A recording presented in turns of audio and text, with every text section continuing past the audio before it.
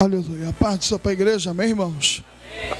Deus seja louvado. É um prazer estar retornando a esta casa, a casa onde iremos, até a volta de Cristo, estarmos adorando a Ele, na beleza da sua santidade. Quero louvar a Deus pela oportunidade de pregar novamente a sua palavra. Louvo a Deus pela vida da missionária Rose, amém? Essa mulher de Deus que conheci lá no César Maia, na consagração da missionária Ilma, uma grande amiga, e nos fez o convite para estarmos aqui no culto das irmãs, onde Deus ele manifestou a sua glória de maneira tremenda, amém? E o pastor não estava naquele dia, naquele culto, o pastor estava com um compromisso, e porém não pude ter o prazer de conhecê-lo, mas hoje o Senhor assim nos preparou essa data, amém? Deus abençoe o pastor que aceitou a indicação da missionária para que eu pudesse fazer parte dessa tribuna hoje. Eu confesso para os irmãos que hoje eu tinha um compromisso. Hoje eu estaria pregando na Assembleia de Deus, ministério ali do pastor Sidney, na Gardênia. E quando a missionária me fez o convite de estar aqui, meu coração ardeu para estar aqui nessa noite. O que você fez, pastor Alain? Deixou furo lá? Não. Mandei um pregador amigo meu, homem de Deus, no meu lugar. Está pregando a palavra do Senhor lá. E o mesmo Deus que iria me usar lá, está usando ele. O mesmo Deus que o usa lá, vai me usar aqui nessa noite. Amém? E Deus, ele me deu uma palavra para estar ministrando ao seu coração. Um tema bastante conhecido, o Evangelho de Lucas, capítulo 19, verso 1, a epígrafe do texto diz: Zaqueu, publicano. É um texto que já virou tema de música, já virou animação, mas que Deus vai falar nessa noite diferente, amém? Irmãos, confesso para os irmãos que a minha matéria está bastante debilitada, estou atravessando um resfriado muito grande, e junto com as agendas, pregando todos os dias, pela misericórdia de Deus. E ontem eu estive pregando na Metodista Wesleyana de Nova Iguaçu, e lá é frio igual aqui, irmão. Eu peguei um mototáxi lá, que o rapaz começou a andar, eu falei, meu Deus, que frio, né? Aqui é frio, nem parece que está dentro de Jacarepaguá, né? Eu falei, meu Deus, será que quando eu estou em Jacarepaguá, eu estou entrando em uma outra área? Mas o Senhor é bom, amém? Aí o pastor foi e ligou o ar-condicionado aqui. Eu falei, Deus, usa o teu servo para desligar esse ar-condicionado. Aí Deus tocou nele, glória a Deus. Deus é bom, amém? Quantos acharam a palavra, diga glória a Deus. Deus vai falar contigo essa noite. Verso 1. Jesus entrou em Jericó. A minha Bíblia, ela é NVI, uma nova versão de interpretação. Então o vocabulário é diferente, a gramática é diferente, mas o conteúdo é o mesmo, amém? Então não vou pedir para a igreja ler, para nós não fazermos confusão de interpretações. Mas o verso 1 diz assim: Jesus entrou em Jericó e atravessava a cidade, e havia ali um homem rico chamado Zaqueu, chefe dos publicanos. Ele queria ver quem era Jesus, mas sendo de pequena estatura, não o conseguia por causa da multidão. Assim correu adiante e subiu numa figueira brava para vê-lo, pois Jesus ia passar por ali. Quando Jesus chegou àquele lugar, olhou para cima e lhe disse: Zaqueu, desce depressa, quero hoje ficar em tua casa. Então ele desceu rapidamente e o recebeu com alegria. E todo o povo viu isso e começou a se queixar. Ele se hospeda na casa de um pecador? Mas Zaqueu, levantando-se, e disse ao Senhor: Olha, Senhor, estou dando metade dos meus bens aos pobres, e se de alguém extorquir alguma coisa, devolverei 4 vezes mais. Jesus lhe disse: Hoje houve salvação nesta casa, porque este homem também é filho de Abraão, pois o Filho do Homem veio buscar e salvar o que se havia perdido. Tome o teu assento em nome de Jesus. Minha oração é a dependência de Deus. Sem Ele nada posso, nada faço. Glória a Jesus. Eu sei que tem um fundo abençoado aqui que nos ajuda a pregar. Mas é interessante quando olhamos para a palavra do Senhor. Quem me ouve, diga glória a Deus. É interessante quando olhamos para a palavra do Senhor e vamos nela buscar respostas para o que estamos vivendo, enfrentando. E cada um busca esta resposta da maneira que tem costume. Alguns fecham a Bíblia, fecham os olhos, abre, aonde cair a visão ali ele lê. Outros puxam na caixinha de promessa um versículo e lá medita. Outros param para ouvir uma pregação e lá obtêm uma resposta. Porque a verdade é que a palavra do Senhor, ela é a nossa bússola. A palavra do Senhor, ela é a nossa resposta. E quando eu descobri que pregaria aqui nesta noite, eu pedi a Deus uma palavra revelada para o meu e o seu coração. Porque a palavra do Senhor, ela é como a espada de dois gumes. Ela corta lá e corta aqui. Ela faz separação entre a alma e o espírito. E eu disse: Deus, fala conosco, não o que queremos ouvir, mas aquilo que precisamos para ter uma vida abençoada. E enquanto eu fazia esta oração a Deus, o Senhor me revelou um tema, e eu quero pregar subordinado a Ele nesta noite. Compartilhe com o irmão que está do teu lado o seguinte tema: para toda deficiência, diga para ele, há uma promessa. Coloca mais fé nisso e diga para ele: para toda deficiência, há uma promessa. Pois bem, quando olhamos para a Bíblia Sagrada, nós vamos entender que Cristo foi e era uma promessa até o anjo do Senhor chegar a Maria e dizer a ela que ela daria luz a um menino. E este menino seria a personificação de Deus na terra. E é interessante porque Isaías, ele faz a promessa dizendo que se manifestaria um que libertaria o povo de Israel do cativeiro, libertaria o povo de Israel do pecado. Por isso João vai dizer que o Filho de Deus se manifestou para desfazer as obras do diabo. E é interessante porque quando o texto vai nos mostra uma mulher que está dentro de uma casa, sem pretensão alguma de um futuro como havia de acontecer. Ela está unicamente voltada para algo que vai lhe acontecer rapidamente, que é o seu casamento. Ela está preocupada, ela está se preparando para ser desposada, para casar com um homem chamado José. Mas este era o projeto de Maria, este era o plano de José, este era o projeto arquitetado pelas duas famílias. Mas nem sempre o projeto do homem é o projeto de Deus. E a Bíblia vai dizer que Deus, ele envia Gabriel dentro da casa de Maria e a sauda com a seguinte palavra: bendita seja a tua mulher, bendito seja o fruto do teu ventre entre as mulheres, saudosa é diante do Senhor. Deus achou graça, tu achou graça aos olhos de Deus, e a sombra do Onipotente repousará sobre você. O interessante é que o anjo não dá o direito de Maria escolher em aceitar ou não aceitar. O anjo olha para Maria e diz: você está fadada a dar à luz aquele que virá libertar Israel. Pastor Alain, o que o Senhor quer dizer nesta noite? Antes de eu pregar, eu quero que você entenda que há uma grande diferença entre aquele que escolheu servir a Deus e aquele que Deus o escolheu para o servir. Aquele que escolheu servir a Deus, ele vai para o culto quando quer, ele vai para a igreja quando quer, ele ora quando quer, ele obedece quando quer, ele faz se quiser. E por isso eu entendo que a igreja hoje não está lotada, porque tem muita gente que escolheu servir a Deus. Mas sabe qual é a diferença daquele que Deus o escolheu para o servir? É que aquele que Deus o escolheu para o servir, ele não tem o poder de decidir o que quer, porque quem decide por ele é Deus. Porque diz a palavra que antes que houvesse dia, ele é. Não há quem escape da sua mão, operando Deus, quem impedirá? Olhe para o irmão que está do teu lado e diga para ele: você não escolheu servir Deus. Diga para ele, diga: Deus te escolheu para o servir.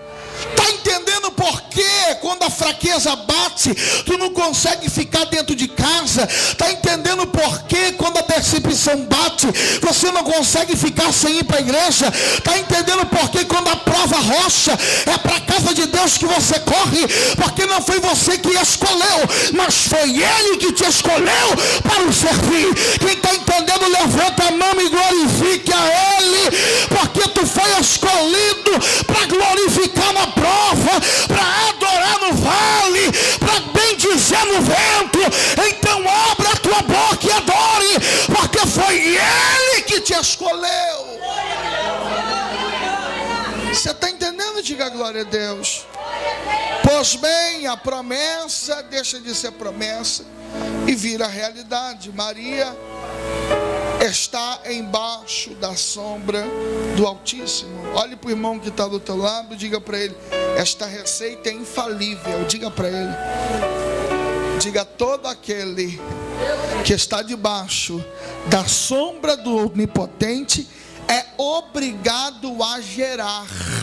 Pastor, eu não estou entendendo. Sabe por que tem muita gente dentro da casa do Senhor que ele vive 20 anos na igreja e não gera nada, não frutifica, nada nasce nele, nada de novo acontece na vida dele? É porque ele pode estar na sombra de qualquer um, do profeta, do pastor, do obreiro, do irmãozinho que canta, da irmã da libertação, porque aquele que está debaixo da sombra do Onipotente, ele não vive daquilo que o outro gera, ele vive daquilo que ele gera. E Maria está gerando porque ela está debaixo da sombra do Onipotente. Olhe para o irmão que está do teu lado e diga para ele assim: hoje à noite, que você não vai viver mais daquilo que outra pessoa gera, tu vai viver daquilo que você vai gerar, porque a sombra do Onipotente está sobre esta casa. Você está entendendo? Diga glória.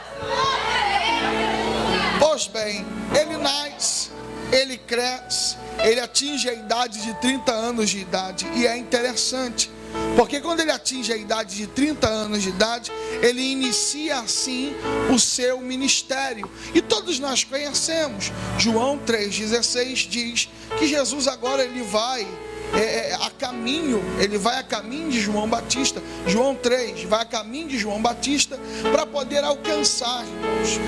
Perdão, não é João, é Mateus. Diz que ele vai a caminho de João para alcançar o batismo. E lá ele desce as águas. Todos nós conhecemos, desce uma pomba do céu, pousa sobre o seu ombro e diz: eis aqui meu filho, a qual me comprazo, né? Que vai tirar o pecado do mundo. É interessante isso, porque o texto vai dizer que dali ele sai para escolher 12 homens. E ele escolhe 12 homens entre o povo de Israel.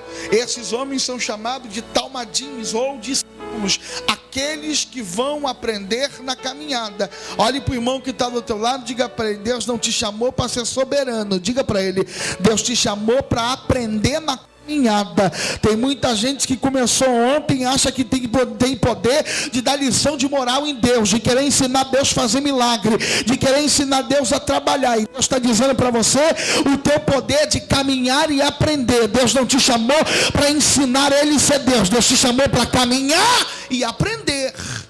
Você está entendendo? Diga glória a Deus. Aí Jesus caminha, Jesus faz milagres, Jesus opera milagres. Mas o interessante é que Lucas vai nos dar a narrativa de um homem, aleluia, que está dentro de Jericó.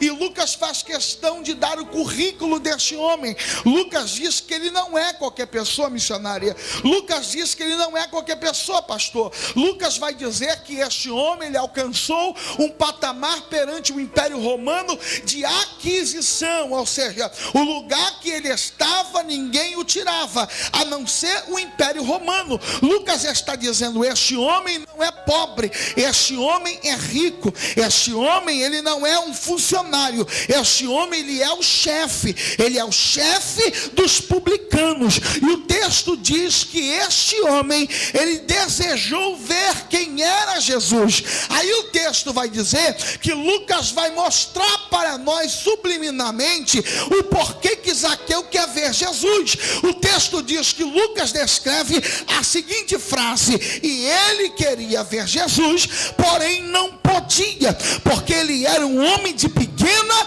estatura. Isso é muito interessante, porque quando nós nós vamos estudar, nós vamos aprender que Lucas não escreve como Mateus, como Marcos e como João. Por que, pastor Alain Rodrigues? Porque Mateus, Marcos e João escreve para os judeus, escreve para entendimento de todo hebreu, escreve para difundir o cristianismo entre a comunidade judaica. Porém, Lucas não. Lucas ele está escrevendo para ganhar aqueles que não são judeus, para alcançar aqueles que estão envolvidos no Império de Roma, porque Lucas foi e é neste texto o único homem que descreve acerca do Cristo que está envolvido dentro da corte de Roma, que conhece tanto gente grande como gente pequena. Então a visão de Lucas é alcançar a quem está no poder de Roma. Lucas quer atingir aqueles que dizem ser inatingíveis com a palavra do Eterno. E o interessante é que, como Lucas está escrevendo para um povo superior em conhecimento, para um povo que não acreditava no manifestar de Cristo, para um povo que não acreditava na crença de Israel, o interessante é que Lucas tem que ser politicamente correto. Lucas não pode confrontar Roma por causa de uma escrita. Então o que Lucas vai nos ensinar é que para ganhar alguém não precisa ir contra ele.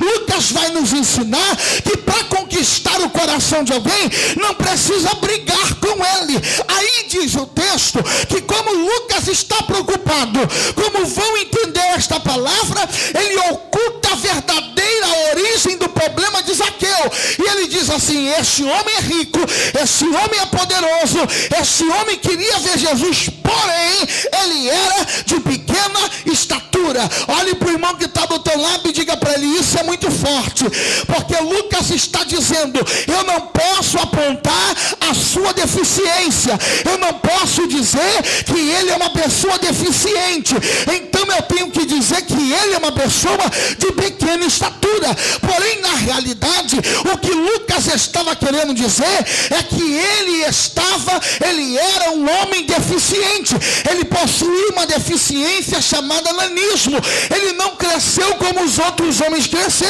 e isto marca ele, isto limita ele, porque o texto vai dizer que Zaqueu queria ver Jesus, mas não podia, porque ele estava abaixo da multidão, ele estava no desnível considerável a ponto de não conseguir ver quem era Jesus. Aí isso é muito interessante, sabe por quê?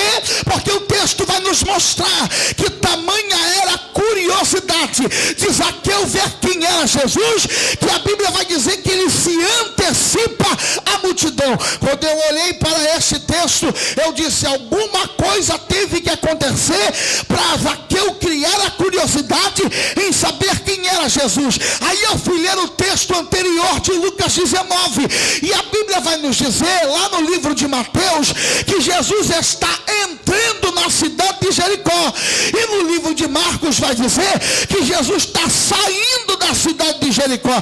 Que história é essa, pastor Alain? Na realidade, capítulo número 7 do livro de Josué, a história vai nos dizer que Josué rodeia a cidade e as muralhas caem no 7º dia. Quando as muralhas de Jericó caem, Deus usa Josué para amaldiçoar aquela edificação, dizendo que não haveria ninguém na terra que levantaria aquilo que Deus derrubou.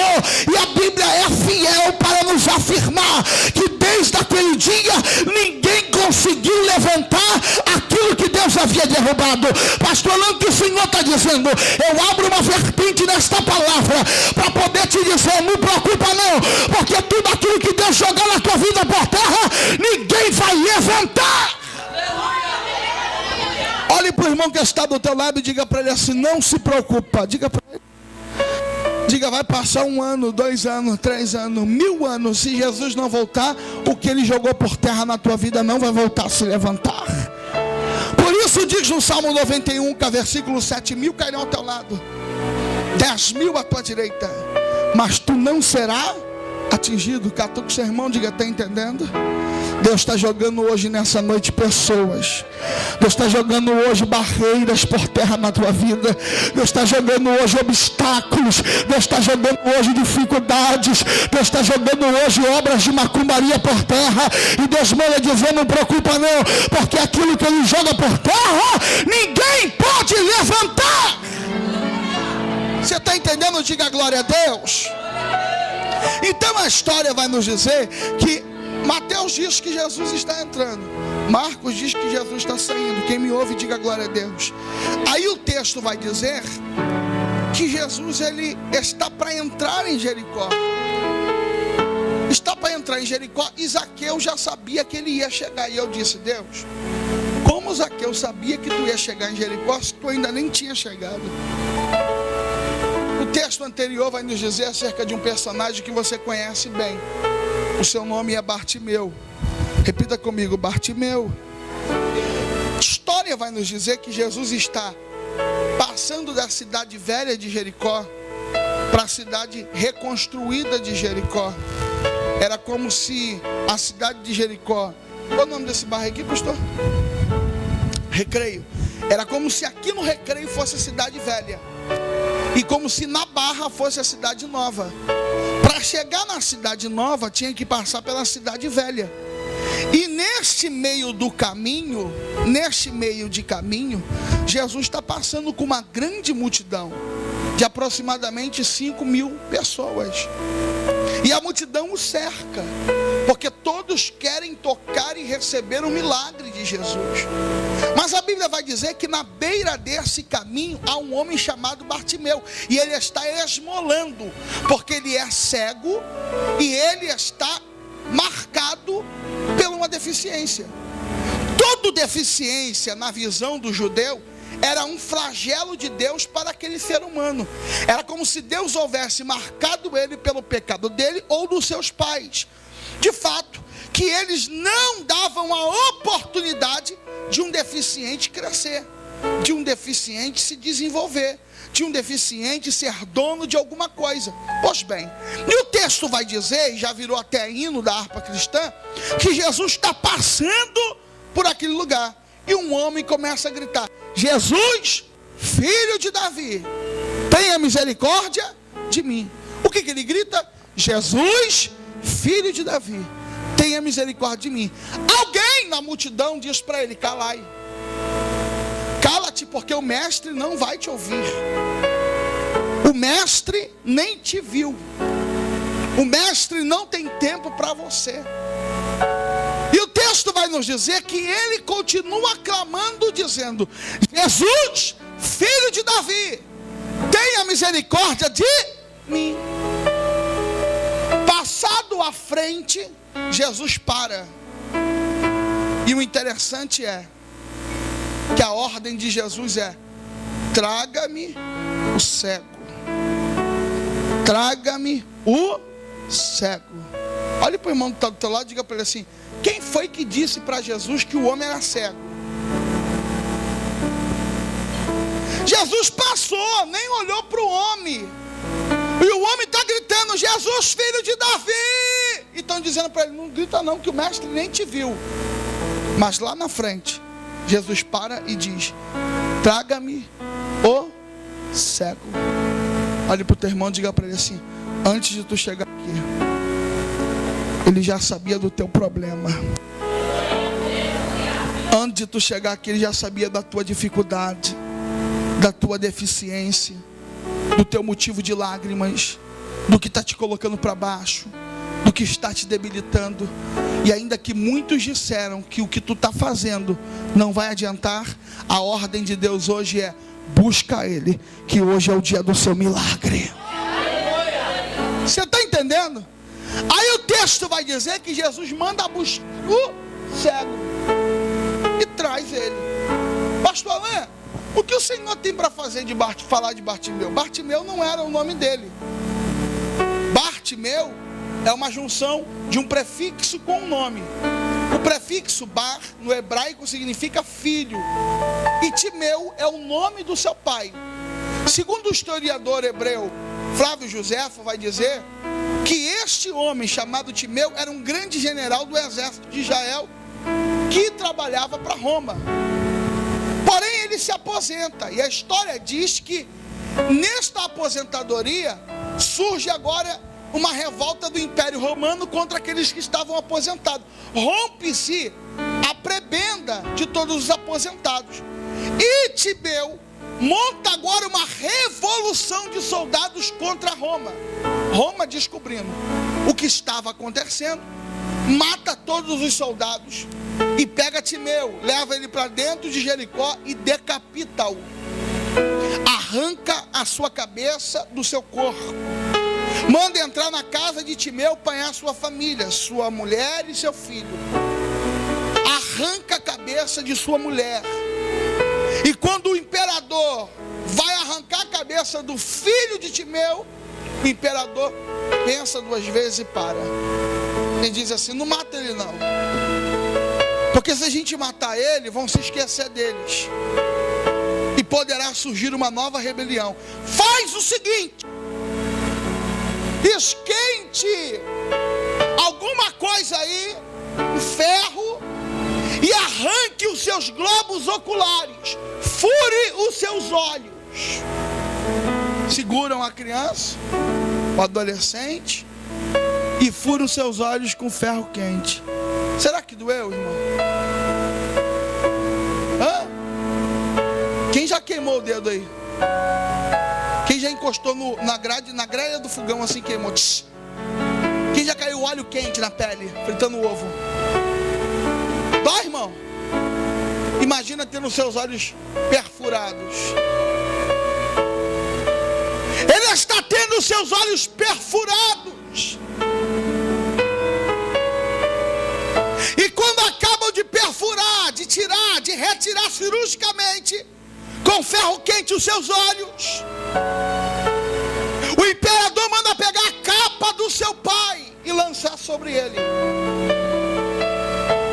E a história diz que a ordem do imperador é: a partir de hoje, ninguém o chamará mais pelo nome, mas passará a chamá-lo de filho de Timeu, para que todos saibam que aquele que se levanta contra o Império Romano cai.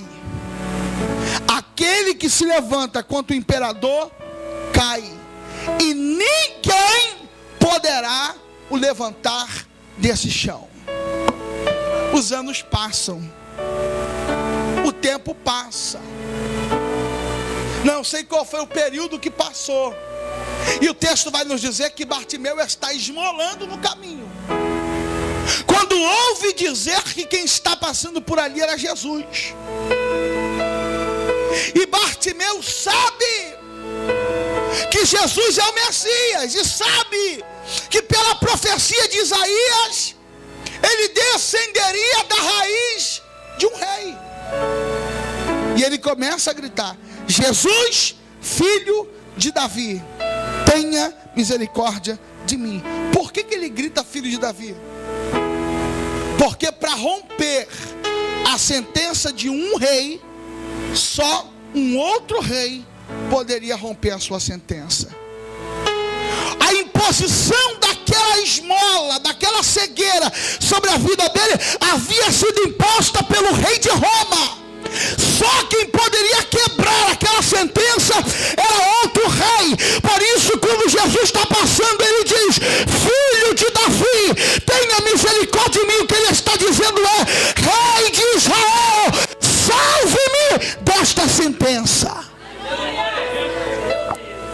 Olhe para o irmão que está do teu lado e diga para ele assim: o rei que está aqui hoje está quebrando as maldições que o rei do mundo colocou na tua família, está quebrando as maldições que foram impostas sobre a tua casa, está quebrando as sentenças que lançaram sobre o teu, porque a palavra do Senhor diz que a unção que é derramada nessa casa despedaça o jugo do pecado. Texto vai dizer, Bíblia vai dizer, que ele manda chamar o cego. E quando o cego chega perto dele, Jesus faz uma das perguntas mais miraculosas que existem. O que queres que eu te faça? Isso é interessante, porque Jesus está dizendo: o que tu queres que eu te faça? Qualquer um aqui diria: pô, pastor, o cara está cego, ele vai pedir o quê? Um carro para dirigir? Não. O cara está cego, vai pedir o quê? Uma casa, uma piscina, um jumentinho para andar? Não. Qualquer um pediria o quê? A cura, a visão. Porém, a pergunta de Jesus é: o que tu queres que eu te faça?